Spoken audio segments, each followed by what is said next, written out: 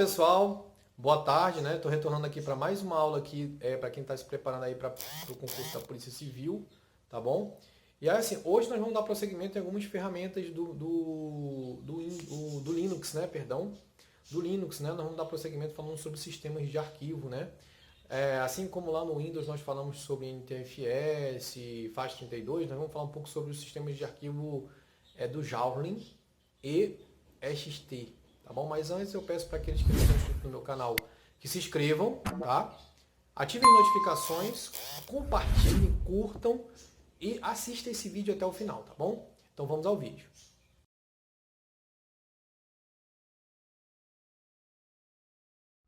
Olá pessoal, boa tarde, né? Retornando aqui com mais uma aula aqui para quem está se preparando aí para a Polícia Civil, certo?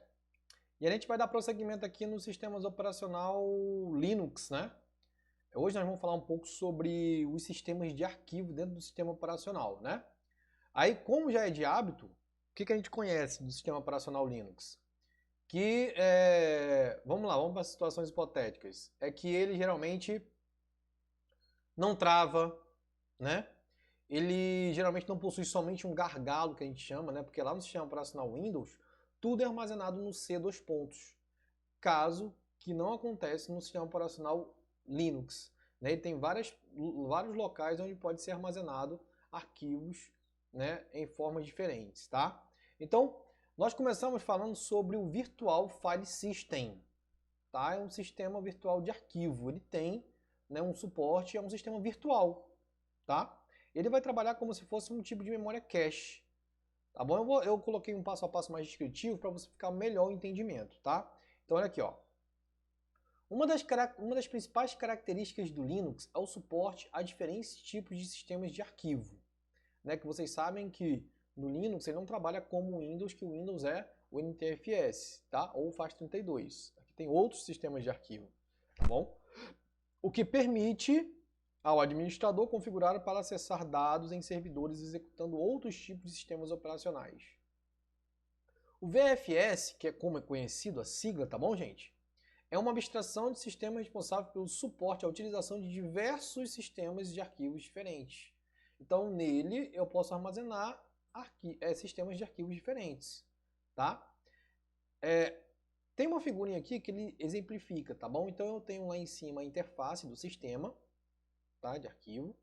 Entre a interface do sistema de arquivo e o local de armazenamento, né, do sistema de arquivo, existe o VFS, que ele serve como intermediador e criador, né, desses locais de armazenamento, tá? E aí, ó, para suportar os vários tipos de sistema de arquivo Linux, ele agrega um módulo responsável por traduzir os formatos para um formato único, tá? Então, o que acontece? Ele tem uma estratégia de estrutura genérica, tá?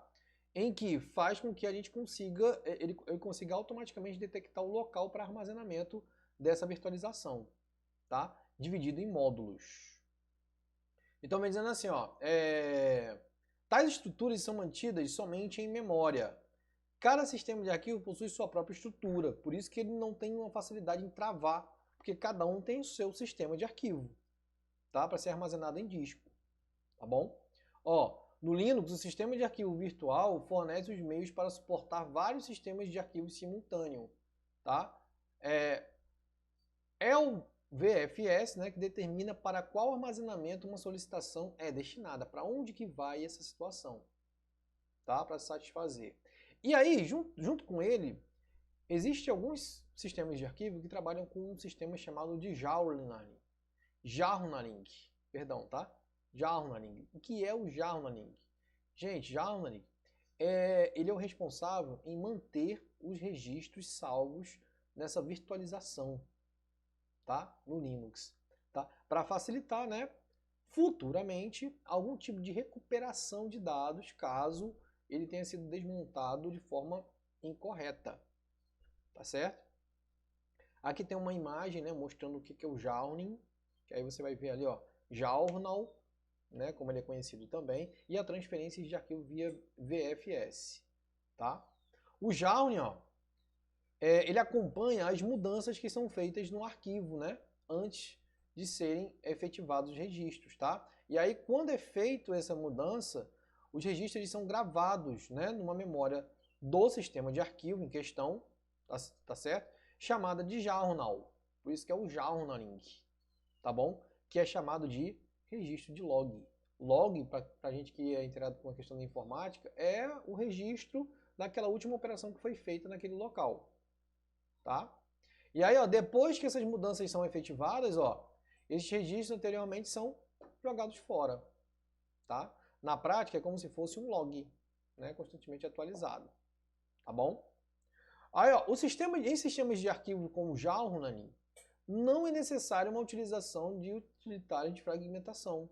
O que é um utilitário de fragmentação? De fragmentador de disco, que tem o Windows, tá? Por quê? A cada desligamento inadequado do sistema, visto que ao reiniciar a máquina do sistema, verificará no log se há mudanças marcadas como não feitas. Então, eles vão verificar nos arquivos de log, tá? Não precisa fazer a desfragmentação.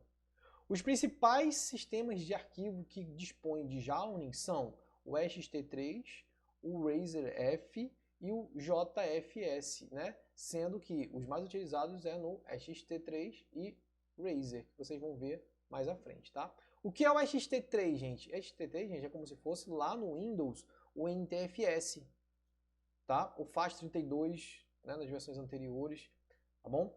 Então ele é um sistema de arquivo onde agrega, né, onde faz o compartilhamento de arquivo, de armazenamento, tá? É um dos principais sistemas de arquivo, o padrão do Linux, sendo que já existe a versão ST4. A partir da versão ST3, ó, esse sistema de arquivo dispõe de suporte de journaling. A partir dele, porque existiu o ST2, tá? É o mais comum sistema de arquivo do Linux. Muitas distribuições o utilizarão como padrão. Distribuições não vão ver mais na frente o que seria, tá bom? Qual é a sua principal desvantagem, tá? É o tempo de reparo. O tempo de reparo, né? Ele pode ser extremamente longo, porém eficaz, tá? Possui uma escalabilidade limitada, tá bom? Tem um tamanho máximo de arquivo de 16 terabytes. Tá? O ST4, que é o mais atual, tá? É um sistema de arquivo que é o sucessor do ST3, ó. Quais são as suas características? Ele usa o extents. O que é extents?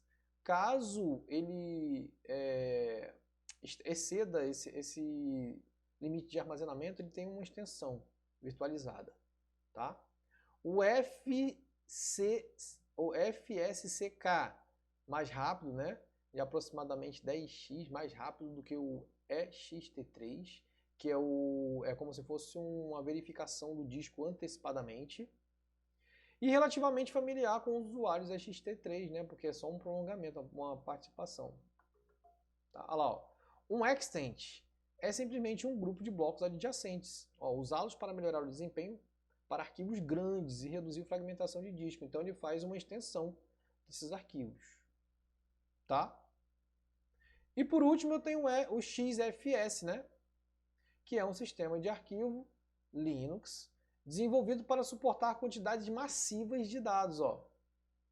Suporta sistemas de arquivo de até 9 exabytes. Tá? Características dele, ó, tem uma alta performance, né, para grande quantidade de dados, mais especificamente para servidores de acesso. Muitos anos de uso, né, em grandes ambientes. E a maior parte de seus metadados é organizados em B-tree, né? Incluindo seus extents, tá bom? Então essas aí são as informações importantíssimas que nós queríamos mostrar para vocês hoje, tá certo? E nós terminamos com a seguinte frase, ó. A verdadeira motivação não é aquilo que te anima, mas é aquilo que te transforma, tá? Então eu fico por aqui, tá certo? Não se esqueçam de se inscrever no canal, ativar as notificações, compartilhar, tá certo? Curtir. E a gente se encontra na próxima aula aí na quinta-feira à tarde, tá bom? Até mais!